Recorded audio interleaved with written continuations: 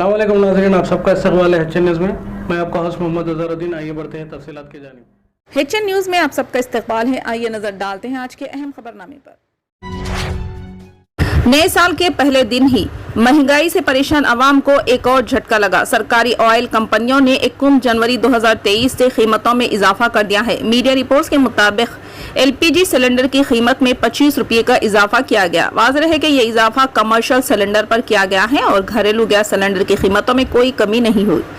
नए साल से कमर्शियल LPG सिलेंडर की कीमतों में इजाफे से रेस्टोरेंट्स, होटल्स और दीगर मुकामात पर खाने पीने की अशिया की कीमतों में इजाफा हो सकता है, क्योंकि साबिक में इसका तजुर्बा हो चुका है। कांग्रेस ने इस नए साल का तोहफा करार देते हुए हुकूमत पर तंज किया है। तेलंगाना में महकमे पुलिस में भर्ती का अमल आखिरी मरहले में पहुंच गया है। तेलंगाना पुलिस रिक्वायरमेंट बोर्ड ने मेन इम्तिहान की तारीख का ऐलान कर दिया है, जिसके मुताबिक मेन इम्तिहानात 12 मार्च से शुरू होंगे। सिविल SI पर भर्ती के इम्तिहानात 9 अप्रैल को होंगे। कांस्टेबल्स की तमाम पोस्टों के लिए मेन इम्तिहानात 23 अप्रैल को होंगे।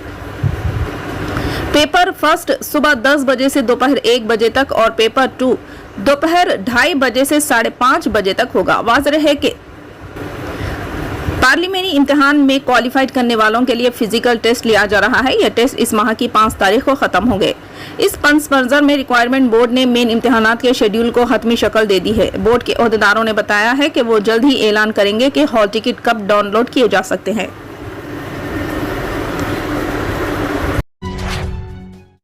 हुकूमत तेलंगाना ने मजीद 4 महकमों में मुलाजिमतों के तकर्रुरात के लिए नोटिफिकेशन जारी की है। इनमें महकमे बल्दी नज़्म व नस्क में 78 जायदादों की भर्ती के लिए तेलंगाना पब्लिक सर्विस कमीशन की जानिब से जारी करदा नोटिफिकेशन भी शामिल हैं। इनमें 64 centre accountant, 13 junior accountant, 1 accounts officer की जायदाद शामिल हैं। इन जायदादों पर भर्ती के लिए दरख्वास्तें 20 जनवरी से 11 फरवरी तक तलब की गई है। इसी तरह महकमे तालीम में लाइब्रेरीज की 71 जायदादों पर भर्ती के लिए एलामिया जारी किया गया है। इंटर कमिश्नरेट में 40 लाइब्रेरीज की जायदादें, टेक्निकी तालीम में 31 लाइब्रेरीज की जायदादों पर भर्ती की जाएगी। इसके लिए TSPSC की जानिब से 21 जनवरी से 10 फरवरी तक दरख्वास्तें तलब की जा रही है। इसी तरह कॉलेजिएट एजुकेशन के महकमे में 544 जायदादों पर भर्ती के लिए TSPSC की जानिब से एलामिया जारी किया गया है। डिग्री कॉलेजों में लेक्चरर्स, फिजिकल डायरेक्टर्स और लाइब्रेरीज की जायदादों पर भर्ती की जाएगी। इसके लिए 31 जनवरी से 20 फरवरी तक दरख्वास्तें तलब की जा रही है। मई या जून में तकर्रुराती इम्तिहान मुनक़िद किए जाएंगे। इस तरह 113 assistant motor vehicle inspectors AMVI की जायदादों पर भर्ती के लिए TSPS ने एलामिया जारी किया है। इन जायदादों के लिए 21 फरवरी से 23 अप्रैल तक दरख्वास्तें कबूल की जाएंगी। मई या जून में तकर्रुरात के लिए इम्तिहानात मुनक़िद होंगे। दुनिया से पहले न्यूजीलैंड ने नए साल का इस्तकबाल किया। ऑकलैंड में नए साल की तकरीबात का आगाज हो गया। ऑकलैंड वालों ने नए साल का शानदार इस्तकबाल किया। ऑकलैंड स्काई टावर पर नए साल की तकरीबात का आगाज जोरदार धमाके से हुआ। स्काई टावर आतिशबाजी से जगमगा उठा। कोविड की वजह से 2 साल से नए साल की तकरीबात मुनक़िद नहीं की गई। अब 2023 की अज़ीमुश्शान तकरीबात पार्टियों और DJ के साथ गूंज रही है। अवाम अपने अरकान खानदान और दोस्तों के साथ लुत्फ अंदोज हो रहे हैं। चंद घंटों में दुनिया भर में नया साल मनाया जाएगा। सिडनी में नए साल का जश्न शानदार पैमाने पर मनाया गया। ऑस्ट्रेलिया में नए साल की तकरीबात के लिए बड़े पैमाने पर इंतजामात किए गए। पिछले साल को अलविदा कहते हुए लोग आने वाले साल को खुश आमदीद कह रहे हैं।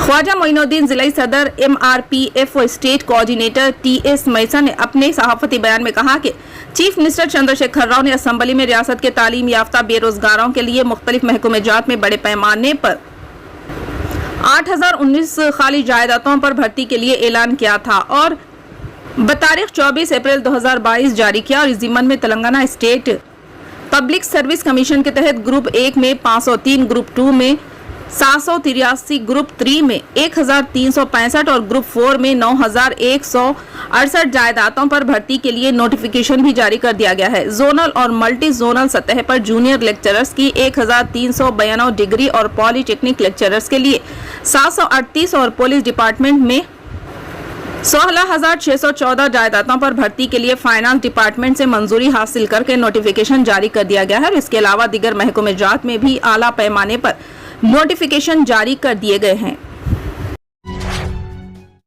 कांग्रेस के साबिक सदर राहुल गांधी ने साल 2022 के आखिरी दिन सहाफियों से खिताब करते हुए हिज़्ब इख्तिलाफ के तमाम रहनुमाओं को भारत जोड़ो यात्रा में शिरकत की दावत देते हुए कहा कि सबके लिए दरवाजे खुले हैं। राहुल गांधी ने एक सवाल के जवाब में कहा कि सूबाई रहनुमाओं की अपनी सियासी मजबूरियां हो सकती हैं, लेकिन चाहे अखिलेश जी हों या मायावती जी, सब नफरत के खिलाफ हैं और वो सब हिंदुस्तान में प्यार और मोहब्बत चाहते हैं। इस बात को आगे बढ़ाते हुए इन्होंने कहा कि कांग्रेस के पास एक कौमी नजरिया है, जबकि सूबाई पार्टियों के पास कौमी नजरिया नहीं है। इस ताल्लुक से इन्होंने समाजवादी पार्टी की मिसाल देते हुए कहा कि समाजवादी पार्टी का नजरिया केरला, बिहार में नहीं है, हाँ इनका उत्तर प्रदेश के लिए नजरिया हो सकता है। इन्होंने कहा कि कांग्रेस हिज़्ब इख्तिलाफ के नजरिए का एहतराम करते हैं। अगर 2024 के लिए सब अपोजिशन एक हो जाए तो बीजेपी को हरा दिया जा सकता है।